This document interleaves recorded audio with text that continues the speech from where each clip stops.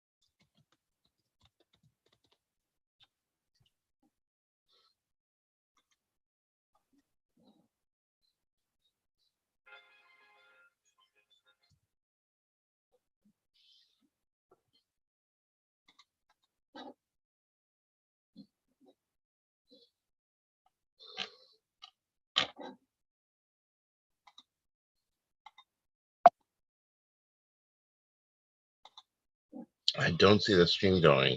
Do you see it on? I do not.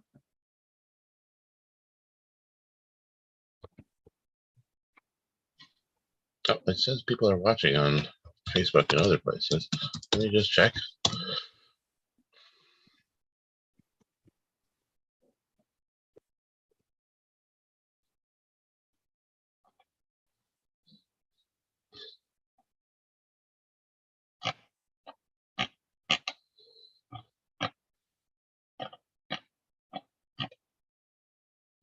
We are live. Okay. Sorry for that pause there. Thank you all for joining us. We're so happy to have you at the Save Ancient Studies Alliance virtual conference, second conference of 2022. Myself and An are your co-hosts for this and co-organizers for this event. We're really so happy to have you. An is our virtual conference coordinator this year. She earned her PharmD from the University of Connecticut in 2010 and her master's in Egyptology from the University of Manchester in 2021. And she's been a part of SASA since 2021. My name is David Danzig. I just earned my PhD from the Institute for the Study of the Ancient World at New York University a couple of months ago. And I started SASA 2.5 years ago, and we've been doing a lot of wonderful things, including this virtual conference. We're also happy to have you here together with us over the next 2 days for this wild ride of wonderful presentations, interesting discussions. Now I'm going to turn it over to An to introduce the conference some more. Hi, everyone. Thank you for joining us this weekend at our second annual virtual conference, Opening the Ancient World. We're very excited to have everyone here. This conference is intended for all ancient studies scholars and anyone interested in the ancient world. And we organized this conference with 4 goals in mind. First, to present and support scholarships by scholars and researchers who work outside academia or who have not followed the traditional tenure track career path. To foster discussion and action regarding public outreach and scholarly inclusiveness. To hold an academic conference freely available to the public, and to continue building a joint community of scholars, including both those whose occupations are inside and outside of academia. The topic of this year's conference is Who Has the Power? Leaders and Leadership in the Ancient World. Since we have all experienced the increased attention focused on leadership positions around the world, this conference examines this subject in ancient times to shed light on the present. Over the next 2 days, in addition to our 3 keynote speakers, we are excited to have 13 presenters who will talk about leaders and leadership in different areas of the ancient world. Our presenters come from numerous spheres, and they include independent researchers, PhD students and candidates, university and community college lecturers, high school teachers, healthcare chaplains, ministers, life coaches, and freelance writers.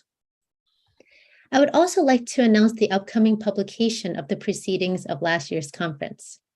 You can check out the title page and table of contents on the virtual conference page below the conference chat box today. And now I will hand it back to David.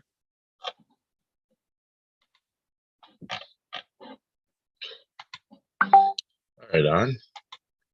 Thank you very much. I just wanted to check that we're streaming on it to our partner channels. Not really sure about that. Vaughn, if you could take a look at maybe World History Encyclopedia or World of Antiquity while I go on with the introduction. Thank you.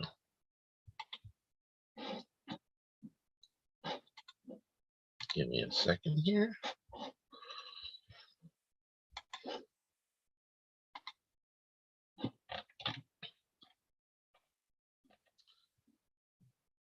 So, this conference was put together by the Save Ancient Studies Alliance, or SASA, and we hold as our mission to promote ancient studies and reverse the current downward trend in the study of the ancient world. We do this by building a grassroots movement through outreach, collaboration, accessibility, and public scholarship. Through that, we work together toward our wider goal of inspiring an inclusive community of learners and students of the ancient world. And we think of the ancient world as very broadly, covering all areas of the globe and the deeper past. SASA's projects and programs are based on 6 fundamental areas that we call the SASA arc. By working on each of these areas, we will change the direction of ancient studies. These 6 areas are: first, know what you know, meaning the educational sociology and marketing research, that project that we're doing about ancient studies, to understand the actual trends in ancient studies today. Then number 2 is raising awareness to generate interest in the ancient world and highlight the value of ancient studies as our global source of knowledge about the ancient world. If we don't study the ancient world, we can't learn and understand it better.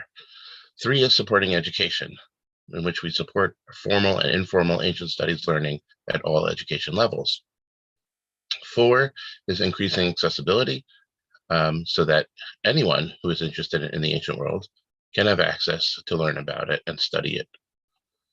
5 is forming an alliance, bringing together all ancient studies fields and people involved in them at all levels to do public outreach and support the study of the ancient world as one unified group of ancient studies fields.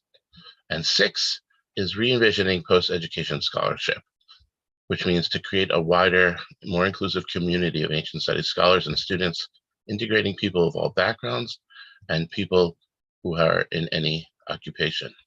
Over the next 2 days, interspersed between our wonderful academic presentations, you will learn about the many projects SASA is working on to attack the problem on each of these 6 fronts that I mentioned before.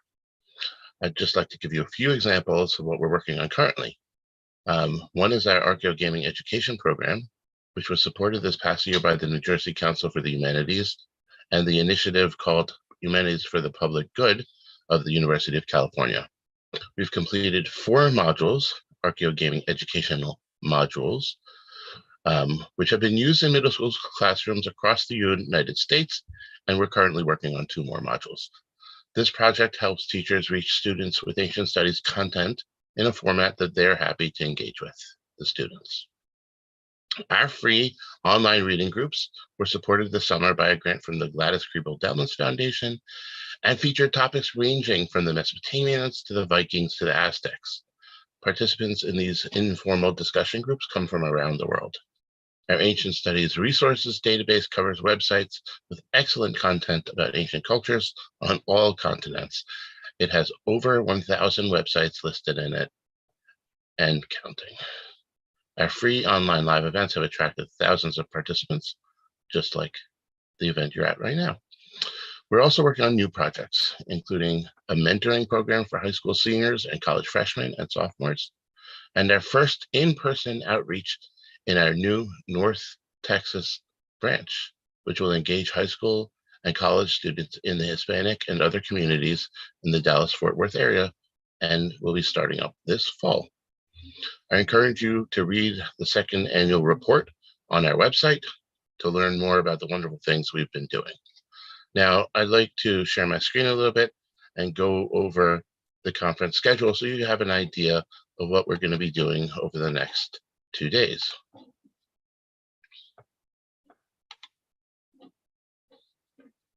Give me a second to share my screen. And here we are. Okay.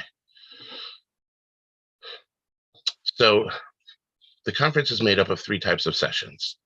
There are regular presenter sessions in which our presenters will be presenting their wonderful scholarship on the ancient world. There are keynote sessions, such as the one at 11:45 today with Dr. Amanda Pagani. And those are presentations, academic presentations by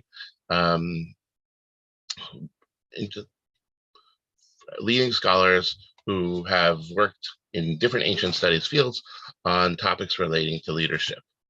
And then there are special sessions. There are 3 special sessions during this conference, the first of which, as I scroll down here, you will see is coming up this afternoon at 2:30 p.m. That will be a roundtable discussion on independent scholar community building and integration. There are 2 more special sessions tomorrow, as I scroll down. One is about, oh, I'm sorry, the other special session is, another one is later today, at the end of today, that is storytelling by inspirational independent scholars. So we'll learn from some wonderful scholars and see how they do scholarship and balance their career and life. And then the third special session is a workshop on publishing forums tomorrow at 1 p.m. All of these sessions will be live streamed, and we're happy to have you here listening and chatting your comments in the chat wherever you're watching this, which may be posed by the moderators in the discussions. However, to participate actively in any of these special sessions, you must have RSVP, and then you'll be allowed to join our Zoom, and then we're happy to have you directly in the conversation.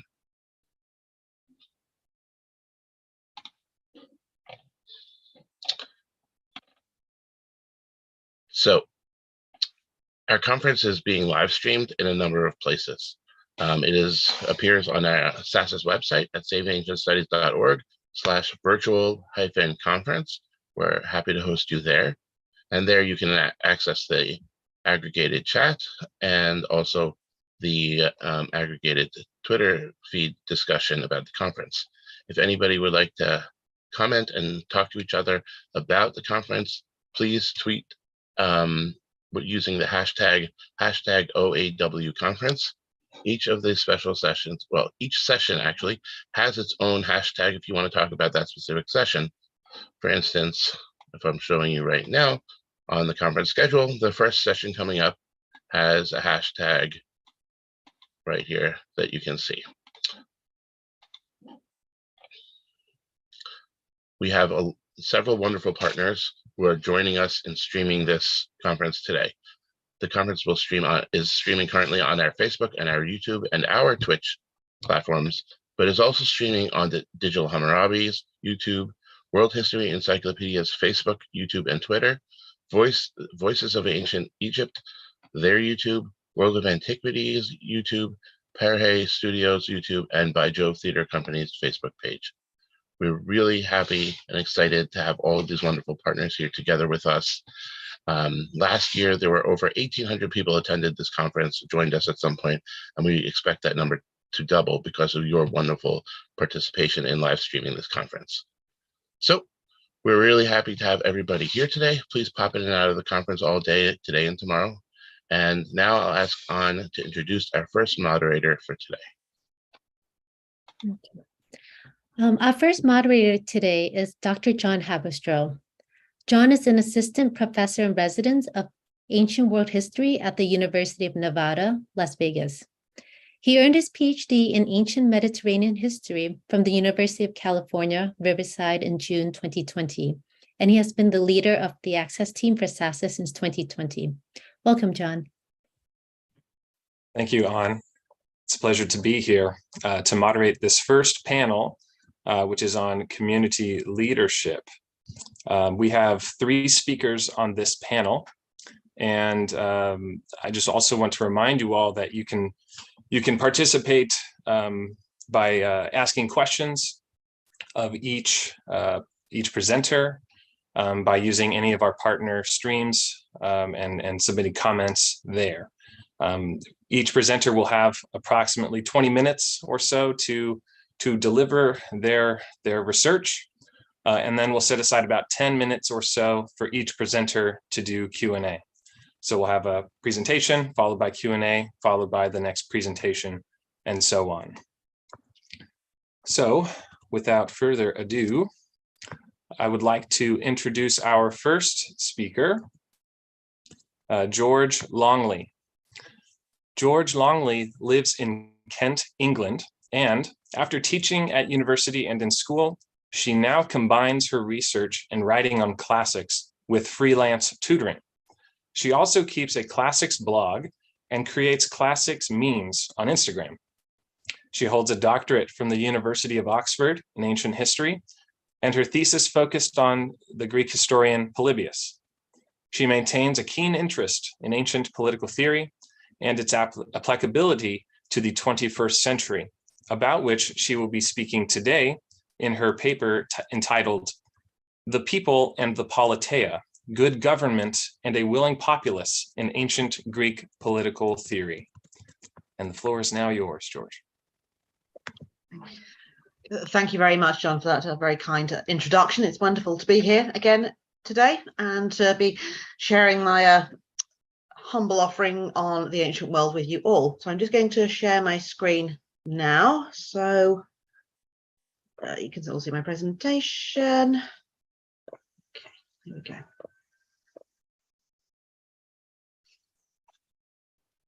Okay. Okay, so, title slightly different on the presentation, but the theme is basically the same. Popular power and the politeia, the ever-present political force, namely the people. So, who has the power? Well, here are my thoughts on the subject. With revolution now decided upon by the men, and with the anger of the women arising in every household, and doubled, their hatred burned. As soon as night came, the whole city filled with noise and torches and hurrying back and forth. And now the spaces around the palace and the stadium and the street were all filled with the mob of every form, as was the area in front of the theatre of Dionysus. And at that very moment, the masses assembled from every part of the city, so that not only were the places and their grounds full to the brim with people, but also the steps and the roofs all mingled with screaming and shouting rising up. No, this is not the French Revolution, although one would be certainly forgiven for thinking this comes out of Victor Hugo. But this, in fact, the Greek historian Polybius. He is describing the end of the corrupt, violent, and ruthlessly ambitious, power-grabbing Agathocles. He was not king of Egypt, but advisor to the very young king who was yet to come of age.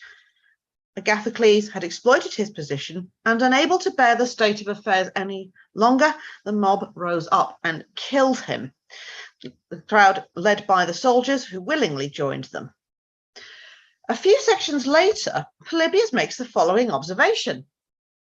For the savagery of the people of Egypt when their passions take over is truly terrible. The people have torn even the women of Agathocles' family from the temple, and they meet a savage end as well. Now, out of context, Polybius appears to be condemning the revolution, and he certainly does disapprove of the level to which the violence has escalated. However, the concept of a people turning on a corrupt, self-serving ruler who governs at the expense of their needs to line his own pockets and power, he does not see as unjustifiable. When describing Agathocles' actions following his appointment alongside Xanthippus to be the young king's guardian, Polybius shows a developing tyrant in Agathocles. Agathocles surrounded himself with men whom he pays to create a loyal ring of guards and aggressively monopolized power. The Egyptian people, already worried by the conduct of their previous king, only grew in resentment and anger. The grim episode is a very close parallel for Polybius's theoretical portrayal of the overthrow of the tyrant in Book 6. Book 6 forms his account of the strengths of the Roman mixed politeia. which he prefaces with an account of how the single types arise and decline. The single types being whether the one, the few, or the many are in charge without any mixing between types.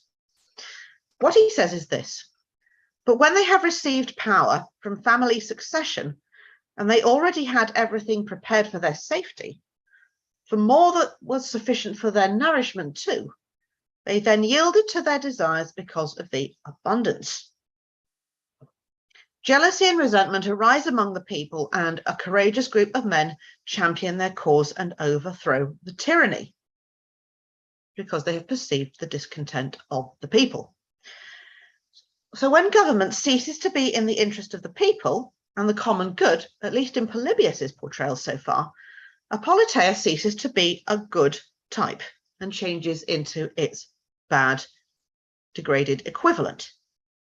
The people's reaction to and perceptions of their leader or leaders can be integral to judging the nature of that politeia. This does obviously not mean that the people themselves cannot show a sense of power, loving, ambition, or grasping actions. However, when a ruler or ruling element, is patently deficient in the execution of their duty, often executing their citizens instead, as Agathocles did, their overthrow emanating from those they rule is not necessarily considered to be unjustified. And Polybius, as I will show you in this talk, is not atypical of Greek authors in this aspect. That a ruler or rulers had a duty to the people and their contentment was a core feature of Greek political theory. Consensus did not have to be institutionalized through an assembly that voted and elected to be important in maintaining a healthy politeia. So what I should like to argue in this paper, in keeping with this year's conference's theme of leaders and the led, is to suggest that the people, however contemptuous many Greek authors might have been towards the masses in reality, were not just in theory viewed as an important and validating force within a political community, which inevitably meant that they were perceived as a source of power that cannot be ignored. At least they should be. But before I explore how the notion of the people's consensus and common good came to define the development of the distinctions between good and bad politeia, I shall first briefly examine the term politeia itself that I've been using in these last few minutes. It is not an easy term to translate into English, and constitution, which, though a very common translation, is merely a convenient one and does not do justice to this rich and complex term. The main sections of my talk will be the term politeia and how the good versus the bad types evolved and how they were distinguished, how a leader or leaders should conduct him or themselves to maintain their support and encourage true consensus. But I also want to look at the power of the people in terms of how they also can be motivated by self-interest, how self-interested leaders can play on this and stir it up, and how they can also be stirred to unjustified anger against their leaders, and the potentially very damaging consequences of this response.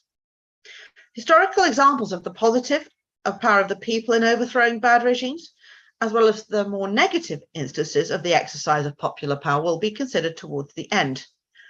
It's important to say that whilst the honourable, it's all for the good of the people sentiments were not always a reality in Greek cities, certainly were not, the actual notion that they could overthrow a degraded and deteriorated regime was not a purely theoretical musing.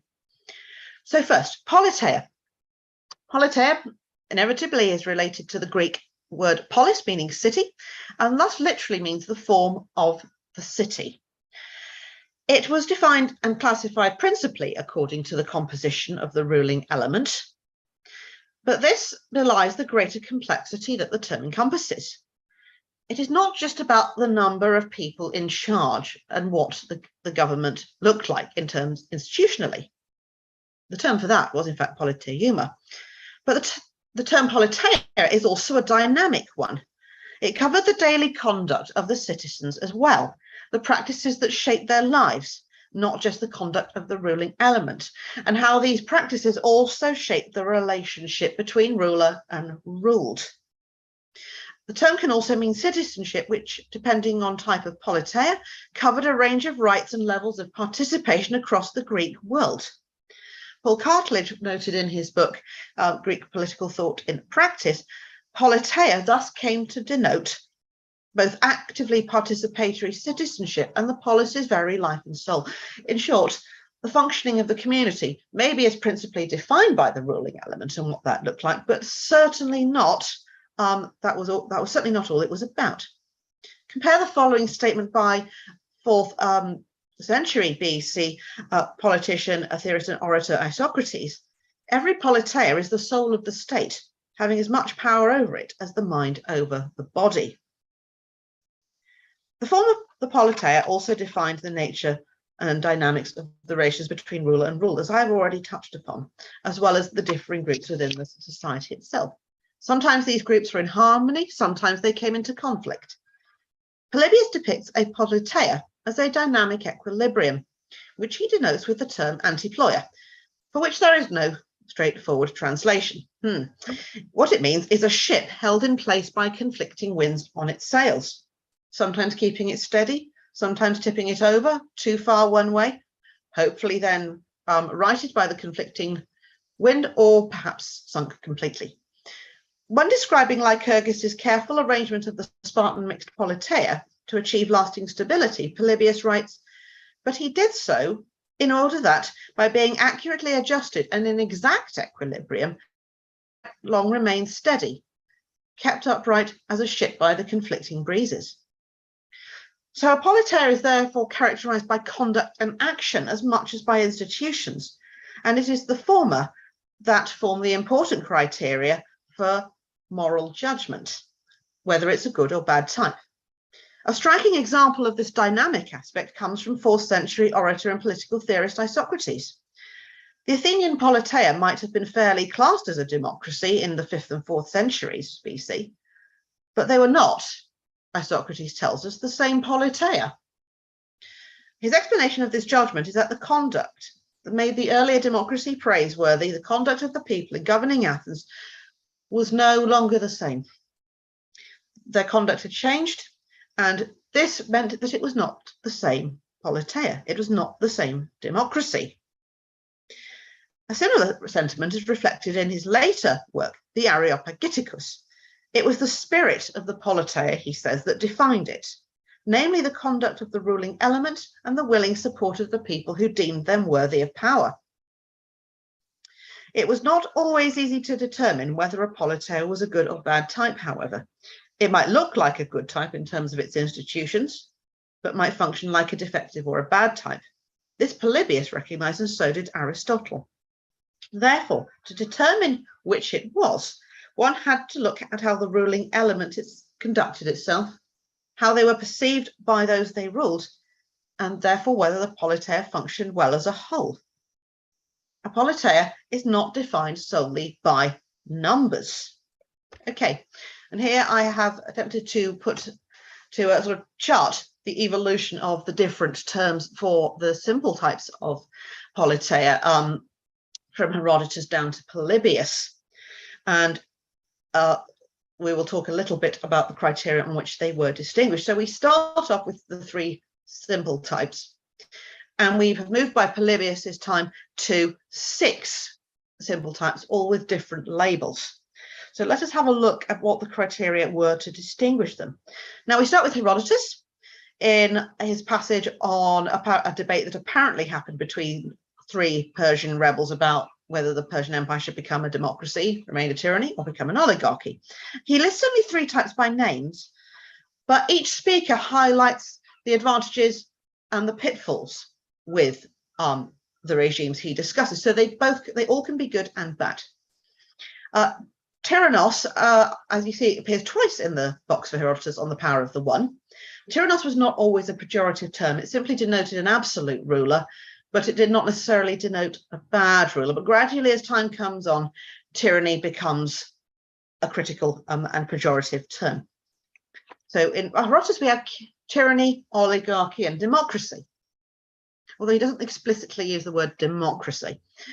In the Republic, we have a rather unusual division of types. It's Plato, of course we do. There were basically one good type for Plato, and that was the politeia based on perfect knowledge. And this can either be a kingship or an aristocracy, kingship being basileia, aristocracy being aristocratia. They are both the one good type. He doesn't actually distinguish between them as different types. All the other types are bad. Tyranny, oligarchy, timocracy, and democracy.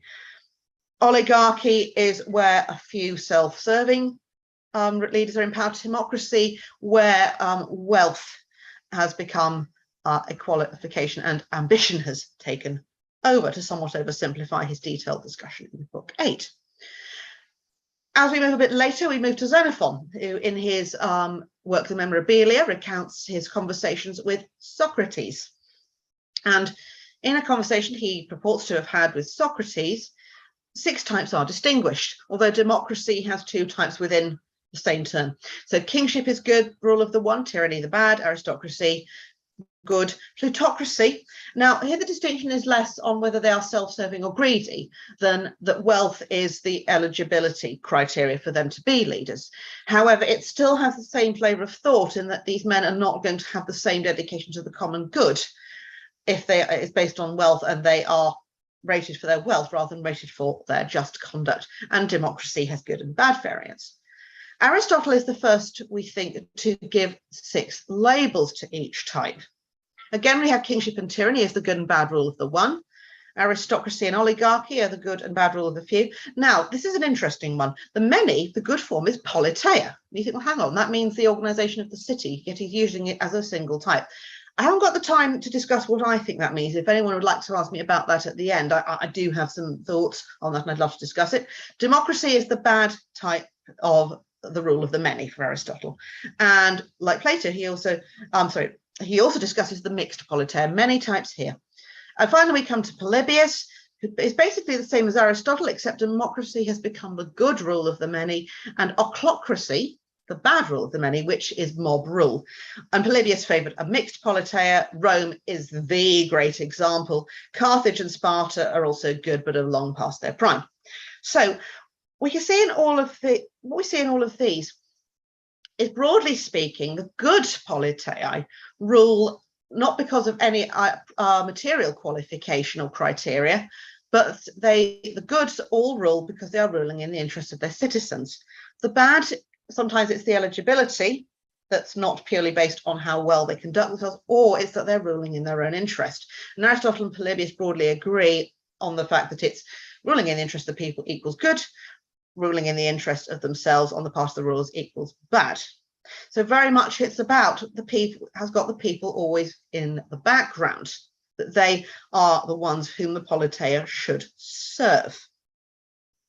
So how do leaders conduct themselves if they are going to prove their dedication to the people and not get overthrown? So we can move now to look at how the dynamic should be functioning in a good politeia. As we shall see, it's one of constant negotiation and careful action. So, is the leader protected by his citizens, or is he protected from his citizens? This issue is nowhere better stated than Aristotle, who encapsulates it very neatly in the following quotation. And the politeia is not tyrannical for this reason. He's talking about the rule of one here. For citizens guard their kings with weapons, but a foreign guard protects tyrants. For the former, the kings rule according to the law over willing subjects, and the latter over unwilling subjects. And so the former receive their protection by their citizens, and the latter against their citizens. So how is the role of the good leader or leaders envisaged? How does he ensure that he is protected from willing loyalty and does not have to buy it in? Aristotle notes a politeia is composed of its people, and the nature of the relationship between ruler and ruled is a dynamic of reciprocity. The ruler takes care of their needs and the people must in turn show their loyalty. Plato similarly noted that true loyalty was to be earned from the citizens by ensuring their needs were met, rather than leaving them to struggle. In Book 5 of the Republic, he argues that citizens can only be happy when they are freed from sufferings and struggles for life's necessities. This is essential to a healthy, functioning politeia and good leadership. So he says, from all these, then, they will finally be free and will live a happier life than the ones men count most happy, the life of victors at Olympia. How so? The things for which those, i.e. the victors of Olympia, are made happy are a small part of what is secured for these. Their victory is fairer and their public support more complete. So leaders who take care of their citizens' needs and ensure that they have the nourishment and the necessities they require receive a much greater happiness in the loyalty of their citizens, and the citizens have their needs met. This is far more important than someone who has won Olympic victory. In this, he implies those who think victors are happiest are somewhat missing the mark. Aristotle also refers to the need for people to perceive that their safety is cared for by their leaders. The theme is further picked up by Polybius, quite possibly influenced by Plato and Aristotle, in Book 6. The good king and the aristocrats are willingly supported by their citizens, and also importantly, do not make any form of visible distinction in their conduct between themselves and their subjects. The meeting of one's citizens' needs was the prime duty of the ruling element. Now, this may all seem very nice and theoretical and a bit living on cloud nine, but actually, I think the pandemic has offered us a nice parallel here, and so to some extent borne this out. The clear expectations that were laid at the door of governments for support as the pandemic forced businesses to close, or at least come to a halt in the wake of lockdown. How measures to stop panic buying were angrily demanded. Objections were levelled against measures aimed at inhibiting the spread of the virus. So I'm arguing that these were unfair, either because they are excessive or because they are insufficient. Either way, we've got governments called upon to exercise their duty and help their citizens out. Leaders were and, well, are in the spotlight, and perhaps more fittingly, they're in the dock. So the second theme, therefore, is the need for the leader or leaders to conduct themselves carefully in their public actions. They need to be seen as just and genuine, rather inclined to self-aggrandizement. Polybius states that this lies in their not distinguishing themselves from their people in either their taste or consumption of foods and use of dress. They were free from critical slanders and envy because they did not create great distinctions either in their dress or their food or drink, but maintained a way of life very similar to the rest and always engaged in a daily routine like that of the masses. Aristotle follows a similar line of reasoning, arguing that good conduct encourages consensus and willing support. When leaders are not perceived to be abiding by their own laws or enriching themselves, when many others are suffering, support dwindles, as one could see the recent Partygate in the UK as an example. So perceived inconsistency on the conduct of the leader or ruling element quickly causes resentment, and understandably. Above all, a leader must be seen to be fair in their administration of justice and in the assignment of honour and punishment. This issue appears in most Greek authors on the theme of politics and the good politeia. Authors may differ in their views on the purpose, nature, and extent of punishment, but all agree that they should not be governed by personal favour and support seeking. A politeia cannot be good if leaders are seen visibly to target their enemies when it comes to punishment and to reward friends when it comes to assigning honours for their own personal gain or loyalty buying, for example, removing any fear of prosecution and getting friends out of the soup. Polybius, describing the essential role left for the people in maintaining the capital courts at Rome, says that no politeia can be healthy when justice is not fairly administered and no distinction maintained between right and wrong. All right, George, I think we'll have to wrap it up there. That's okay. I'm nearly done actually, so that's okay. Okay, that's wonderful. Fine. Okay, I'm just going to say, so to come to the last section on mutual self-interest, which I will shorten a little bit because I realise we are running short of time. Polybius talks in 657 about the problem of the rivalry for office and how the people, out of resentment, turn to their own self-interest and how this is taken advantage of by leaders in such states. And I think we've all seen examples of this recently, again, looking back at Partygate and MP's expenses scandals. At the other extreme, Xenophon says as follows: the number cried out that it was a terrible thing if someone did not allow the people to do whatever it wished. So what have we seen? Who has the power? Well, both do. But the people never go away, even when it's a minority government formally in charge. They cannot afford to ignore the will of the people. The people will make their voice heard, even if they believe it is not being listened to. Even when they might be seem passive, they're always there as a source of power. Thank you. All right, great. Everyone, I'm sure, is giving you a virtual round of applause from across the screen. And thank you so much for this presentation on Greek political theory. I think we'll have enough time maybe for one question. And I'm not currently seeing any on our partner channels, so I will use my chair's prerogative to ask a question of my own. So one thing that I noted, George, is that all of these authors are from among who we would consider elites, right? Yeah, these are all wealthy men who probably turned their noses up at the kind of masses generally, with exceptions, I'm sure.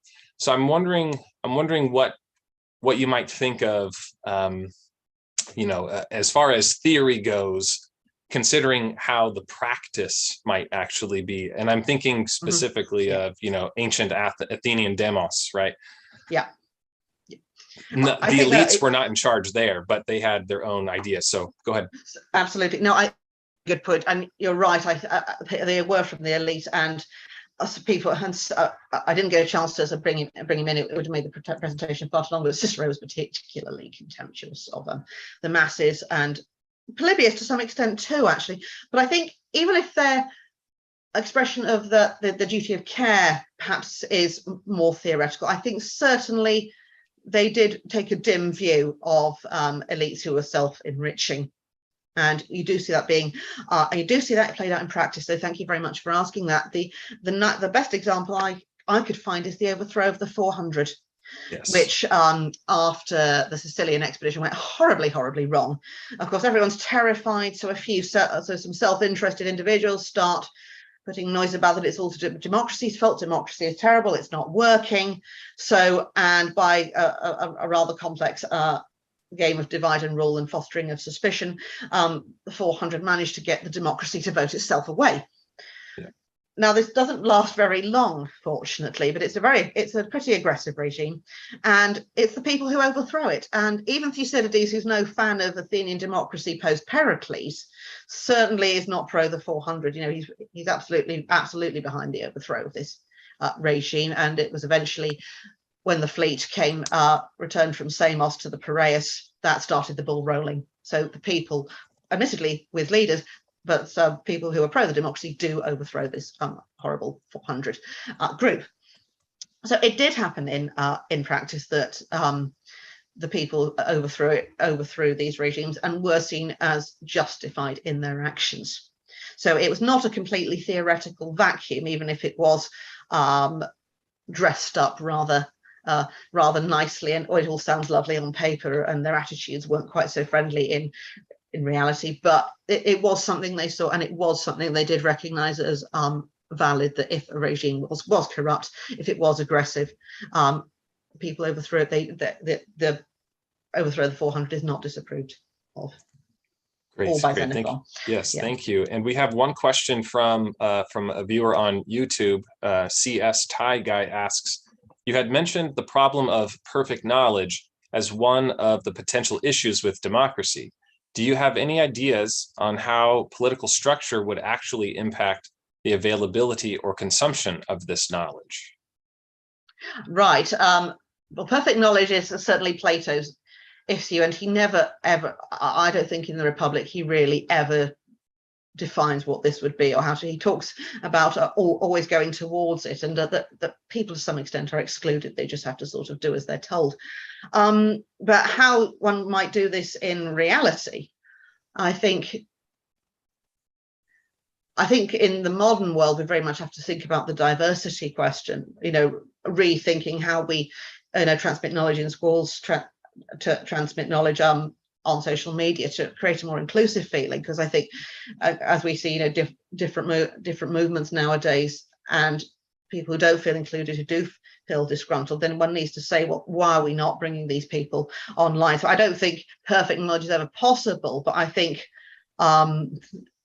and we could be here a long time if we debate the nature of knowledge, which is cool fun. But I think rather than say it's perfect knowledge, then a constant sort of a rethinking about how we frame education, about how we frame public discourse, because it's much more accessible than it was. It's much more, people can participate on social media, on the internet as well, obviously, and therefore it's not just the accessibility you have to think, it's the how that's used to stop, especially in a democratic setting, to say, well, everyone's part of this, everyone has a stake in it, and not come across as exclusive in its sort of outlook and outreach, so to speak.